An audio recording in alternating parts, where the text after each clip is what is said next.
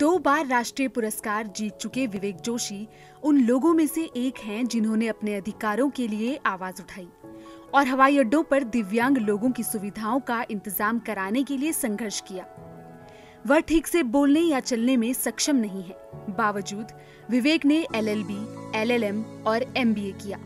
अब वह PhD कर रहे हैं। दिव्यांगों को सशक्त बनाने के लिए विवेक जोशी को तत्कालीन राष्ट्रपति डॉक्टर APJ अब्दुल कलाम और प्रणब मुखर्जी सम्मानित कर चुके हैं। विवेक जोशी की मां कौशल्या देवी को राष्ट्रपति रामनाथ कोविंद ने विवेक की परवरिश करने और उन्हें हमारे बीच के दिव्यांग लोगों के मुद्दे उठाने के लिए सक्षम बनाने को लेकर सम्मानित किया। मुंबई हवाई अड्डे पर घटी एक घटना ने न केवल विवेक जोशी का जीवन बदल दिया, बल्कि उन्हें अपने जैसे कई लोगों के अधिकारों के लिए लड़ने की वजह और ताकत भी दी। आइए जोशी से उस घटना के बारे में जानते हैं जिसने उनका जीवन बदल दिया। मुंबई तो वापस जब मैं आने लगा तो एयर इंडिया का स्टाफ जान उन्होंने पहले तो बदसलूकी की थी साढ़े नाल और 1185 रुपये मंगे और जिदी की बहुत मैं नखेदी की। ऑफिशियल फ्लाइट का अटेंडेंट होंगे वो आते हैं तो वो थानू लैके जाते अंदर तक, पर एयर इंडिया ने सुविधा सानू नहीं दी सी।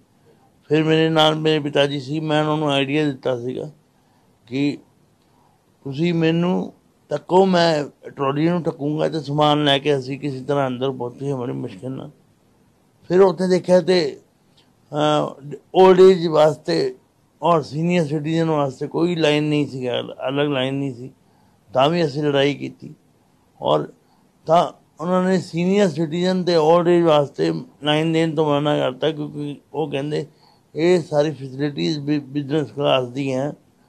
तो मैं उन्होंने विरोध किया कि ये गल गलत है क्योंकि साडी कॉन्स्टिट्यूशन ने सानू बेसिक राइट ऑफ इक्वलिटी का राइट दिता है, तो सानू समान अधिकार मिलना चाहिए, सानू प्रायोरिटी बेसिस पे सानू अटेंड करना चाहिए। विवेक जोशी को हवाई अड्डे पर अपने अधिकारों के लिए लगातार बोलने पर कई तरह की समस्याओं का सामना करना पड़ा, लेकिन जोशी को मेहनत का फल भी मिला। एयर इंडिया ने जोशी की बातों को ध्यान में रखा और विशेष रूप से दिव्यांग व्यक्तियों और वरिष्ठ नागरिकों के साथ व्यवहार करते समय इनका पालन करने के निर्देश जारी किए। फैसला दिता है और ਉਹਦੇ ਵਿੱਚ ਸਿੰਪਲ जी गल है, ये मेल मेरे ਕੋਲ ਹੈਗੀ, ਉਹਦੇ ਵਿੱਚ ਇਹਨਾਂ ਨੇ ਕਿਹਾ कि नॉन एम्बिटरी मतलब ਜਿਹੜੇ ਚੱਲ ਫਿਰ नहीं सकते, ਜਿਹੜੇ पूरी तरह दिव्यांग है 100% डिसेबल है, उन्होंने कोई व्हील चेयर के चार्जिज नहीं देने पैने और ਜਿਹੜੇ भी दिव्यांग जन है ओल्ड एज है परसन है उन्होंने भी कोई चार्जिज नहीं देने पैने। और दूजी गल इन्होंने कही है कि ਜਿਹੜਾ एयर इंडिया स्टाफ है वो व्हील चेयर यूजर ਨੂੰ जिथे उन्हें लोड़ है टैक्सी स्टैंड तक छड़ के आएगा या उन्होंने पिक करने ਲਈ बाहर तक आएगा और ਉਹਦੇ ਲਈ कोई चार्जिज नहीं लिते जाएंगे।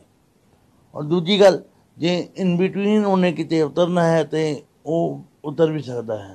इस धर्म युद्ध में विवेक जोशी के पिता भी उनके साथ हैं। उन्होंने मुंबई हवाई अड्डे पर बहस में अपनी उस जीत का वर्णन किया जो पूरे दिव्यांग समुदाय और वरिष्ठ नागरिकों की जीत के रूप में थी।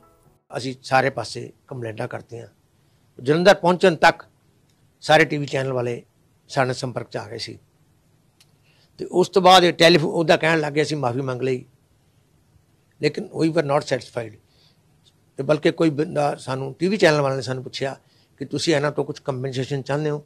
ਅਸੀਂ ਕਿਹਾ ਨੋ ਫਾਈਨੈਂਸ਼ੀਅਲ ਕੰਪਨਸੇਸ਼ਨ, ਅਸੀਂ ਚਾਹੁੰਦੇ ਹਾਂ ਕਿ ਵੀ ਜਿਹੜੇ ਡਿਸੇਬਿਲਟੀ ਕਮਿਊਨਿਟੀ ਨਾਲ ਜਾਂ ਸੀਨੀਅਰ ਸਿਟੀਜ਼ਨ ਨਾਲ ਜਿਹੜਾ बदतमीजी मिसबिहेव है ये अगे तो रुकना चाहिए है। कहा जाता है कि जीवन तब सार्थक और दिलचस्प हो जाता है जब हम केवल खुद की ही मदद नहीं करते बल्कि दूसरों की भी मदद करने की कोशिश करते हैं।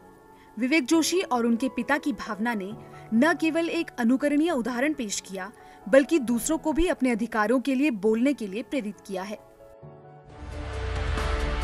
24 घंटे लगातार खबरें देखने के लिए डाउनलोड करें ETV भारत ऐप।